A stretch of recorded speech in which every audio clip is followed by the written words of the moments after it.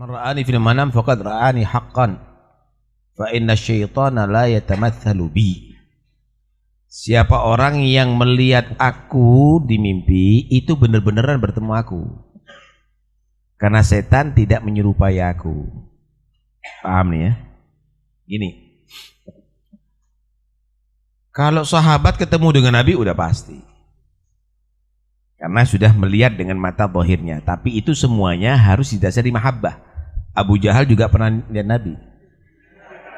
Abu Lahab juga melihat Nabi, tapi nggak ada mahabbah. Karena itu walaupun melihat Nabi tanpa mahabbah la yu'athiru syai'an. Tidak ada pengaruh sama sekali. Tapi ketika para sahabat melihat Nabi dengan mahabbah, menjadi beruntung dia. Karena itu menurut batul suhbah, derajat kesahabatan ini derajat tertinggi setelah nubuah.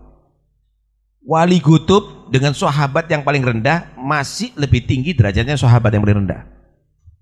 Karena itu wajib dicintai itu para sahabat Rasulullah SAW. Kenapa? Karena dia adalah cinta Nabi dan ketemu dengan Nabi. Setelah Nabi bisa. Kenapa? Nabi itu bisa ditemui setelah wafatnya dengan lewat mimpi. Faqad ra'ani haq. Cuma ngelihat itu ada yang mata hatinya katarak, ada enggak? Paham nih ya? Ketika kadang-kadang mata hatinya itu katarak, kelihatan kok Rasulullah hitam ya. Bukan nabinya hitam, inti nggak beres hatinya. Kamu harus koreksi diri kamu saat itu. Kok kelihatan Nabi itu pendek ya? Bukan Nabi pendek, kamu yang nggak beres. Kenapa? Matanya kamu juling, mata hati kamu juling. Itu untuk kita koreksi diri. Bukan berarti itulah Rasulullah haqqan itu yang model begitu. Bukan.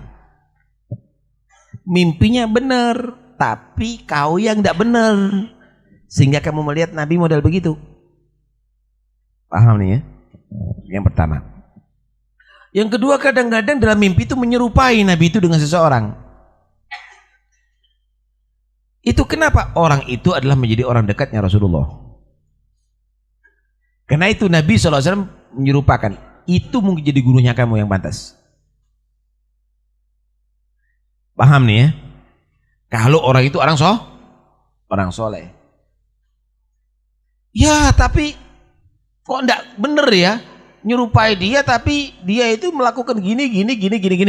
Jangan-jangan orang itu pura-pura dia tadi itu ngikuti Nabi, padahal hakikatnya adalah dia enggak bener. Itu harus ditakwil, harus ditakbir.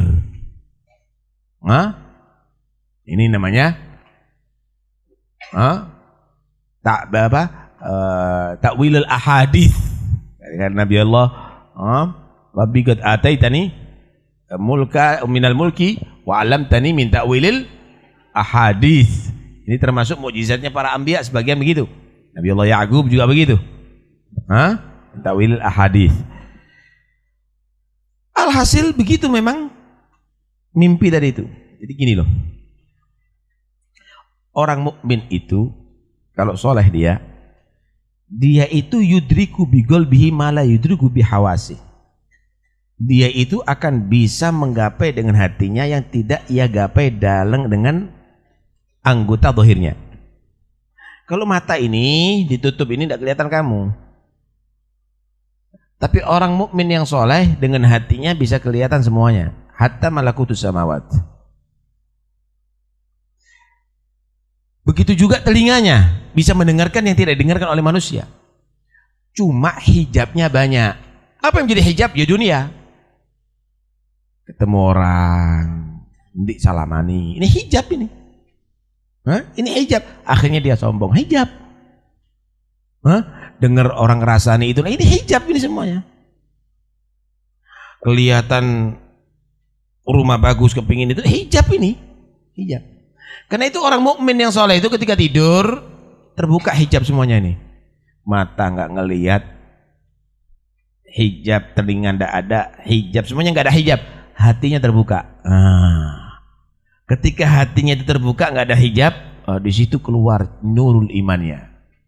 Menurut dengan kekuatan nurul iman di situ dia akan ketemu dengan alam-alam yang di luar alam duniawi ini. Kan ini alam asfal safilin ini. Alam yang paling rendah ini. Ketemu di situ, mungkin ketemu aulia, mungkin ketemu sahabat, mungkin ketemu malaikat, mungkin sampai ketemu Nabi Muhammad. Ada yang sampai bertemu dengan Tuhan ya Allah Subhanahu wa taala. Nah, karena itu di sini orang-orang yang arifin billah kadang-kadang seperti Habib Ahmad Hasan Atas itu dulu waktu belajar, inni istafattu min manami akthar mimma istafattu fi yaqdati. Aku ini banyak mengambil manfaat di tidurku lebih daripada manfaat ada di waktu jagaku. Ini kalau menghatamkan kitab ini berapa tahun? Perlu waktu lama ini kalau fil yaqdha. Tapi kalau ada di Manam, kadang-kadang ketemu dengan Imam Syafi'i, belajar di Manam ribuan kitab dalam waktu itu. Bangun tidur dia dapat ilmu, dapat futuh. Itu banyak terjadi pada aulia. Banyak terjadi pada aulia. Karena itu kamu bersihkan hati juga. Supaya apa? Kamu dapat ilmu zahir daripada belajar zahir fil yaqdha. Kamu juga dapat nanti ilmu yang kamu dapatkan ada dalam ru'yatul manam.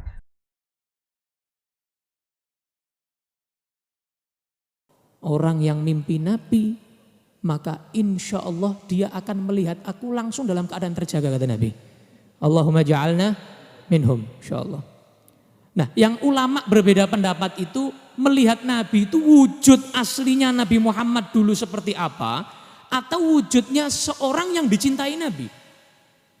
Karena para aulia mereka menyatakan, para sufi mereka menyatakan isyarat kutub zaman itu kalau ada orang mimpi, orang tersebut insya Allah itu kutub di zaman itu, pemimpin para wali di zaman itu.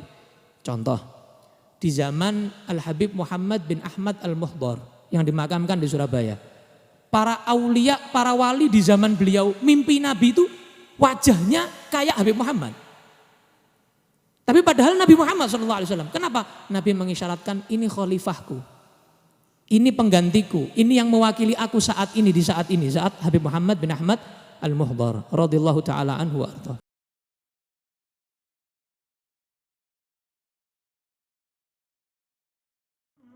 Man ra'ani fil manami, barang siapa yang melihatku di dalam mimpi, fasayarani fil yaqdati, ia akan melihatku secara nyata nanti.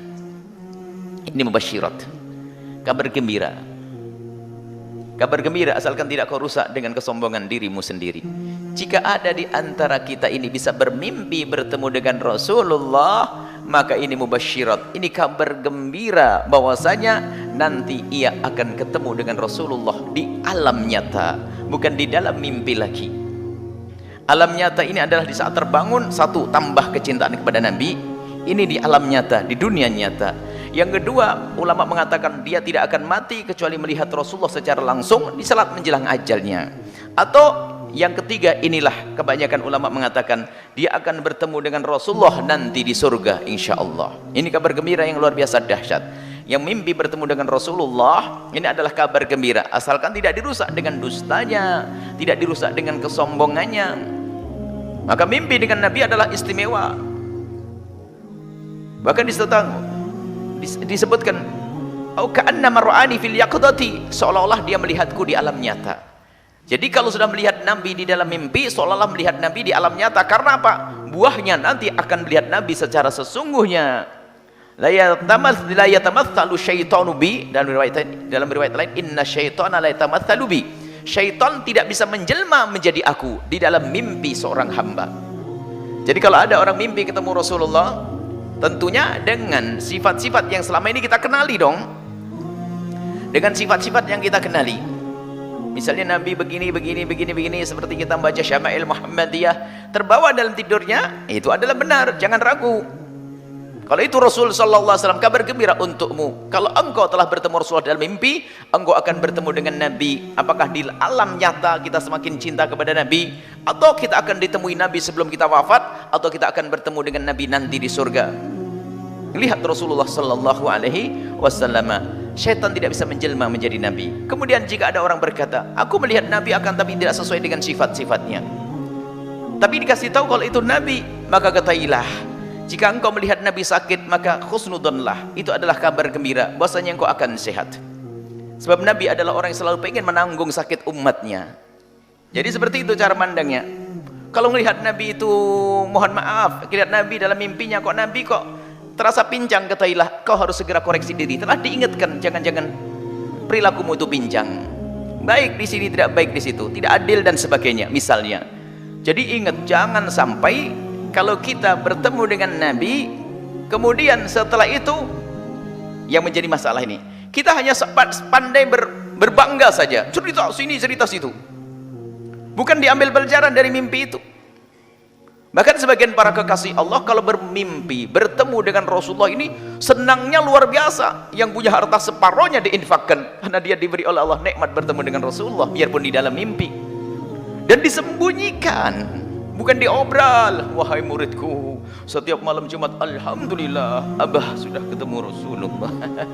Hayal, setiap malam obral sana obral sini, mimpi Rasulullah diobral, diceritakan sana sini. Kami bertanya kepada guru mulia Habib Idrus Ibn Umar Al-Kaf tentang bagaimana orang bermimpi ketemu Rasulullah. Beliau bercerita dengan wajah mata yang berlinang, orang akhir zaman barat ngaku-ngaku ketemu Rasulullah SAW. Padahal kalau kita dengar cerita orang-orang dahulu, ulama-ulama, para orang soleh, habaib dahulu, kalau mimpi ketemu Rasulullah, lihat ada pengaruhnya di dalam dirinya, terbangun gemetaran, rasa hibah wibawanya Nabi dirasakan di saat dia terbangun. Mimpi Nabi cengar-cengir begitu, masih dengan kesombongannya. Bagaimana ngakumi Nabi seperti itu? Ada pengaruhnya di dalam dirinya. Kemudian setelah itu apa? Ada yang berinfak dengan separuh hartanya, sedekah yang banyak, dan ditutup karena apa? Itu rahasia pribadi, rahasia cinta antara dia dengan Rasulullah sallallahu alaihi wasallam. Keindahan bukan untuk diobral sana kemari.